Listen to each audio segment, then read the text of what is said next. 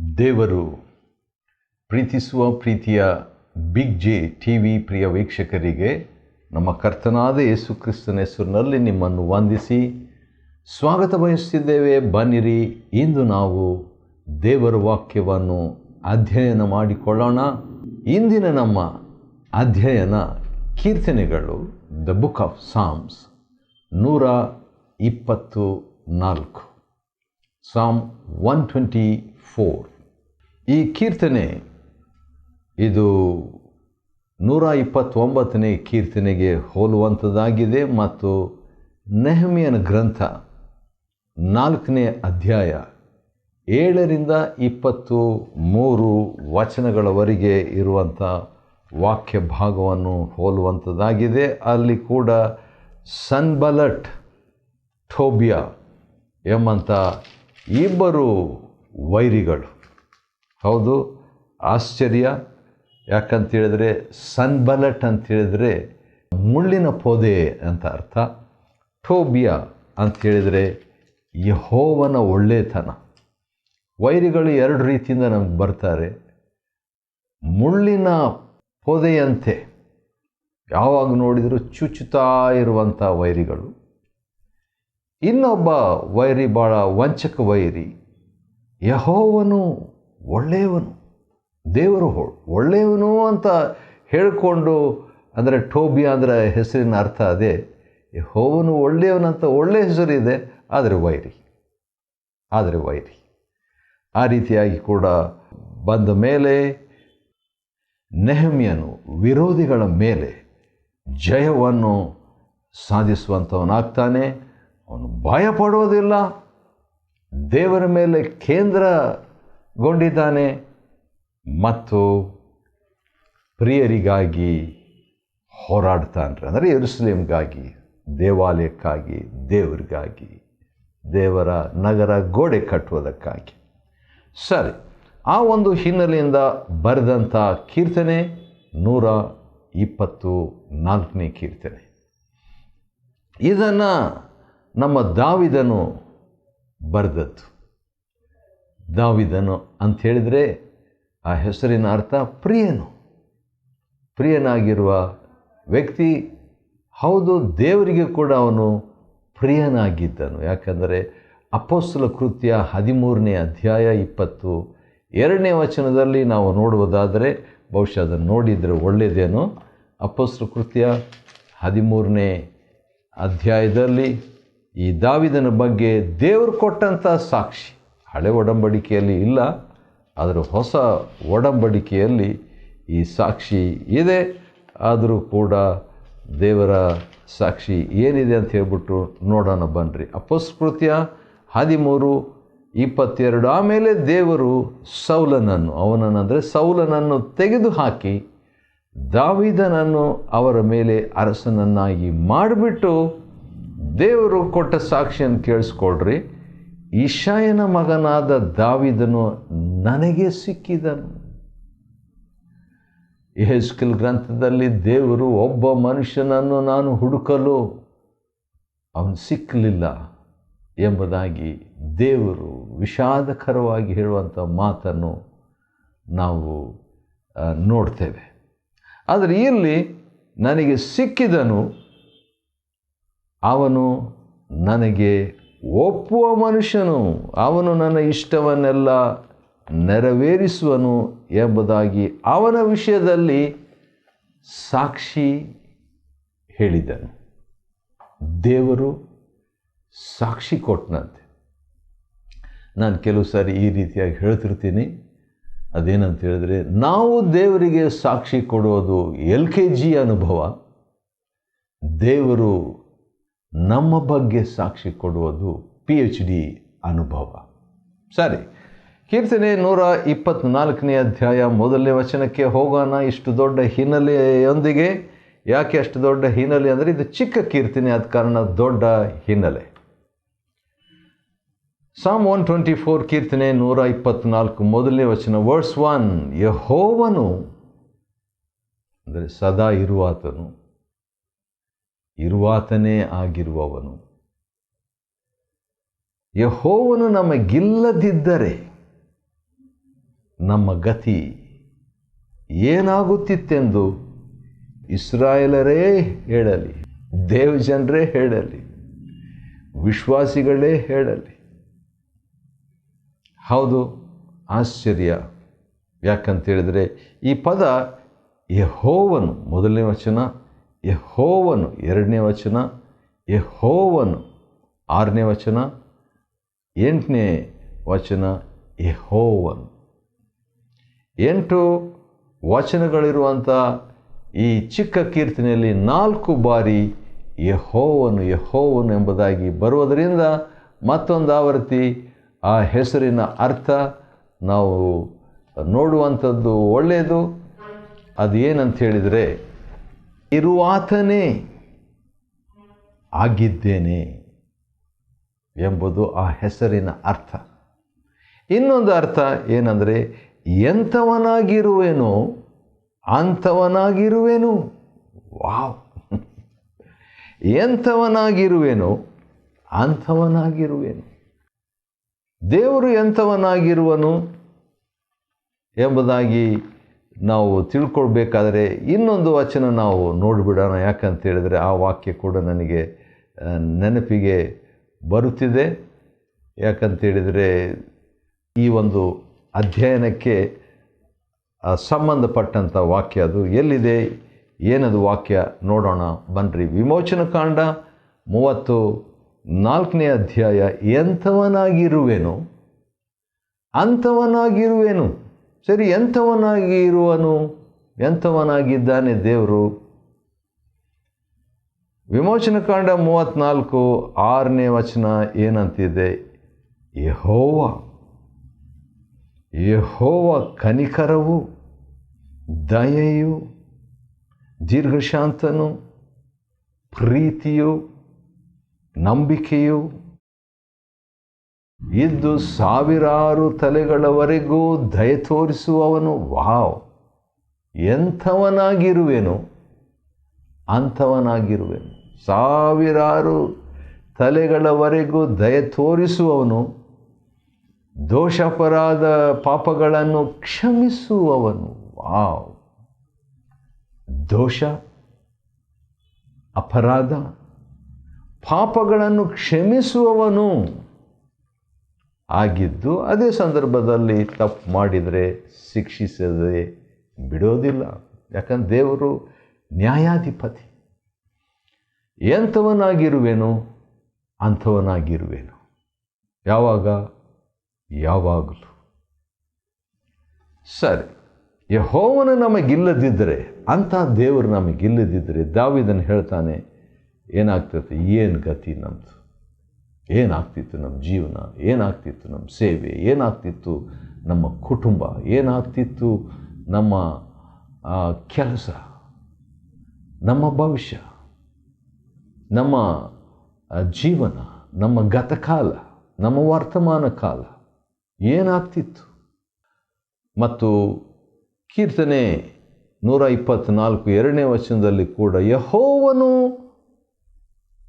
ನಮಗಿಲ್ಲದಿದ್ದರೆ ನಿಶ್ಚಯವಾಗಿ ಅವರು ಕೋಪದಿಂದ ಉರಿಗೊಂಡು ನಮ್ಮನ್ನು ಜೀವಸಹಿತ ನುಂಗಿಬಿಡುತ್ತಿದ್ದರು. ಯಾರು ನುಂಗಿಬಿಡ್ತಿದ್ರು? ವೈರಿ ನಮ್ಮನ್ನು ನುಂಗಿಬಿಡ್ತಿದ್ದ. ಆತ್ಮಿಕ ವೈರಿ ನಮ್ಮನ್ನು ನುಂಗಿಬಿಡುವ ಸಾಧ್ಯತೆ.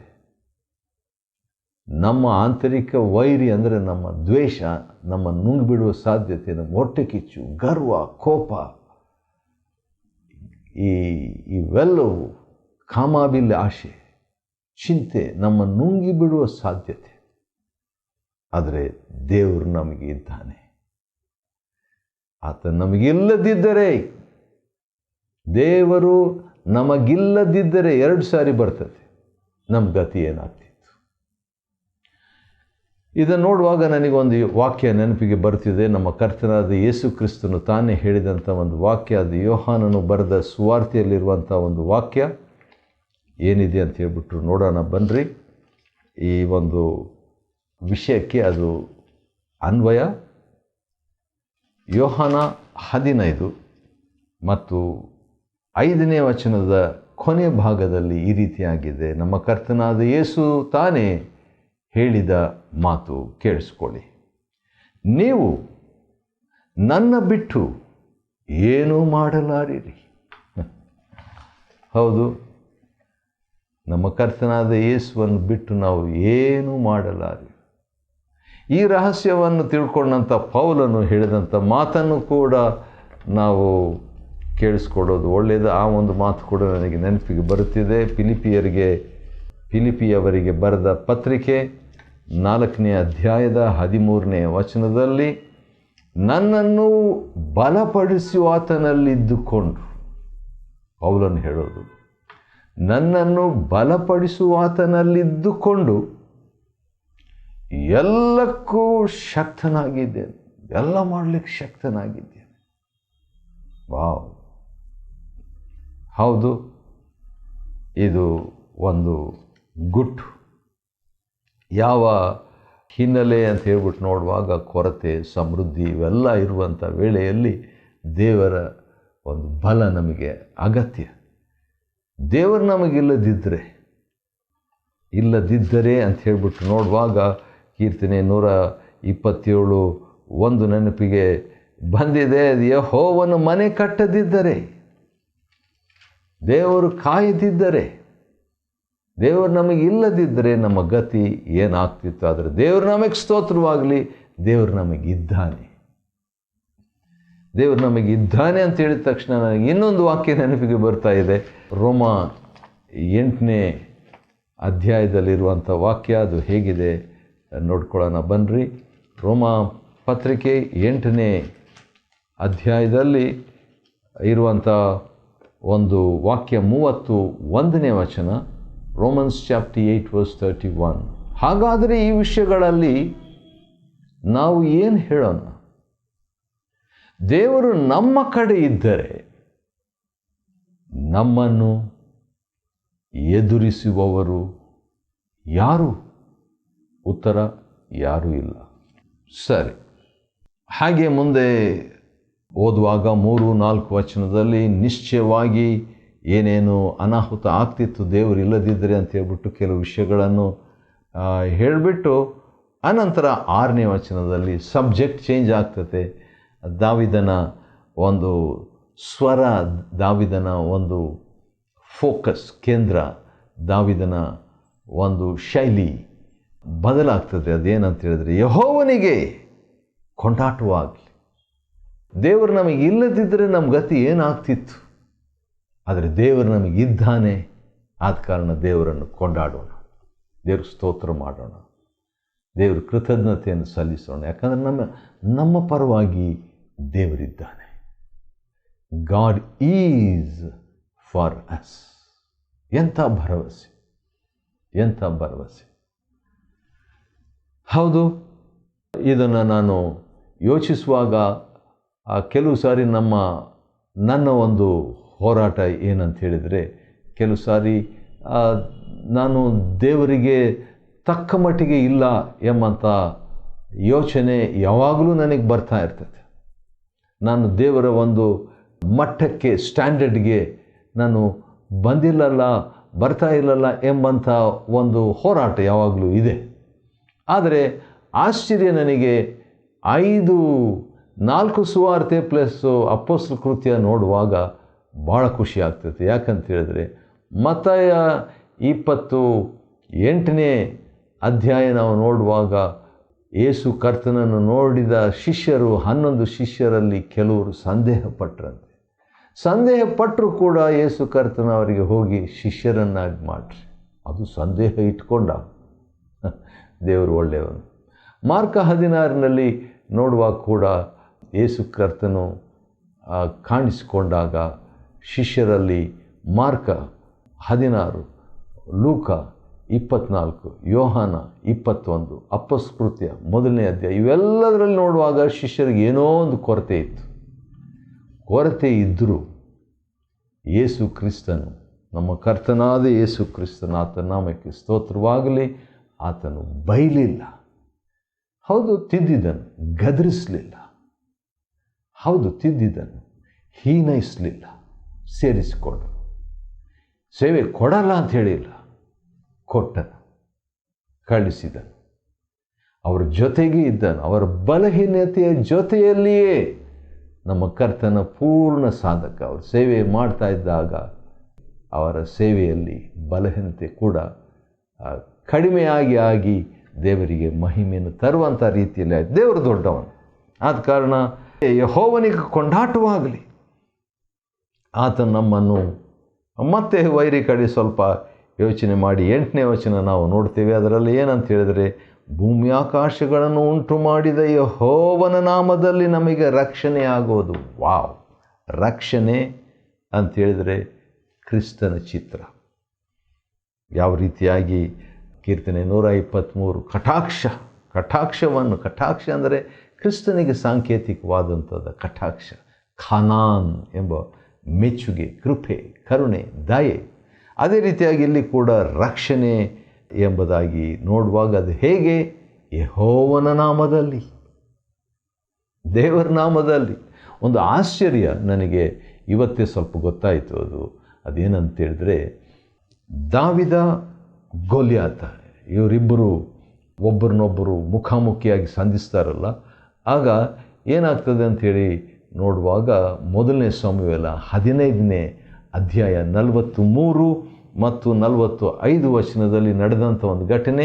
ಈ ಗೊಲ್ಯಾತನು ಏನು ಮಾಡ್ತಾನೆ? ಮೊದಲು ತನ್ನ ದೇವರ ಹೆಸರಿನಲ್ಲಿ ಶಪಿಸ್ತಾನೆ. ನನ್ನ ದೇವರ ಹೆಸರಿಂದ ಶಪಿಸುವಾಗ ಅದರ ಶಕ್ತಿಯಿಂದ ದಾವಿದನು ಚಿಕ್ಕ ಬಾಲಕನು ಸೋತು ಹೋಗ್ತಾನೆ ಅಂತ ಮೊದಲು ತನ್ನ ದೊಡ್ಡ ಖಡ್ಗ, ದೊಡ್ಡ ಗುರಾಣಿ, ದೊಡ್ಡ ಹೊರಗಿನ ವಸ್ತ್ರವನ್ನು ಬಳಸೋದಕ್ಕೆ ಮುಂಚಿತವಾಗಿ ದಾವಿದನು ತನ್ನ ಆತ್ಮಿಕ ವಸ್ತ್ರವನ್ನು ಅಥವಾ ಆಯುಧವನ್ನು ಬಳಸ್ತಾನೆ. ಆದರೆ ದಾವಿದನು 1ನೇ ಸಮುವೇಲ 15:45 ನಾನು ಯೆಹೋವನ ನಾಮದೊಡನೆ ಬಂದಿದ್ದೇನೆ ಅಂತ ಹೇಳ್ತಾನೆ. ಅಂದರೆ ಸದಾ ಇರುವ ಆತನೇ, ಎಂಥವನಾಗಿರುವೆನು ಅಂಥವನಾಗಿರುವೆನು ಎಂಬುದಾಗಿ ಹೇಳಿದ ಆತನ ಹೆಸರಿನಲ್ಲಿ ಬಂದಿದ್ದೇನೆ, ನನ್ನ ಜೊತೆಗಿದ್ದಾನೆ ಎಂಬುದಾಗಿ ಒಂದು ಚಿಕ್ಕ ಕವಣೆ ಕಲ್ಲನ್ನು ತಕ್ಕೊಂಡು ಅವನು ಜಯವನ್ನು ಅಂದು ತನಗೂ ವಿಶೇಷವಾಗಿ ಇಸ್ರಾಯೇಲರಿಗೂ ಇನ್ನೂ ವಿಶೇಷವಾಗಿ ದೇವರ ನಾಮಕ್ಕೂ ಜಯವನ್ನು ತಂದನು. ಕೀರ್ತನೆ 124ನೇ ಅಧ್ಯಾಯವನ್ನು ಅಧ್ಯಯನ ಮಾಡಿಕೊಳ್ಳುವಂತೆ ದೇವರು ಕೊಟ್ಟ ಕೃಪೆಗಾಗಿ ಆತನಿಗೆ ಸ್ತೋತ್ರವಾಗಲಿ. ದೇವರು ನಿಮ್ಮನ್ನು ಆಶೀರ್ವದಿಸಲಿ.